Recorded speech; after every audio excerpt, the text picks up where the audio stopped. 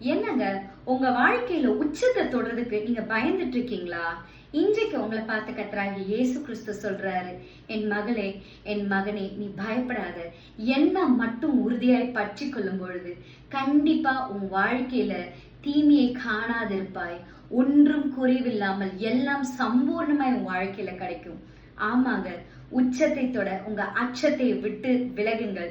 நீங்க கர்த்தராகிய இயேசு கிறிஸ்துவை இறுக பற்றி கொள்ளும் பொழுது, அவரை விசுவாசிக்கும் பொழுது, அவரை நம்பும் பொழுது உங்க வாழ்க்கையில நீங்கள் உச்சத்துக்கு போறத எந்த மனுஷராலையும், எந்த வியாதியாலையும், எந்த வல்லமையினாலையும் தடுக்க முடியாதுங்க. உங்க கடந்த காலம் உங்கள் எதிர்காலத்துக்கு நிகரானது அல்லங்க. இதுவரை நீங்கள் கண்ட எகிப்தியனை இனி உங்க வாழ்க்கையில நீங்க பார்க்க மாட்டீர்கள்.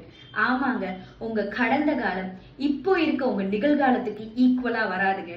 ஏன்னா நிகழ்காலத்துல தேவன் உங்களை உயர்த்த சித்தம் கொண்டவரா இருக்காரு. தேவன் உங்களை உயர்த்த உண்மை உள்ளவரா இருக்காரு. உங்க எதிர்காலம் அப்ப எப்படி இருக்கும் நீங்க யோசித்து பாருங்க.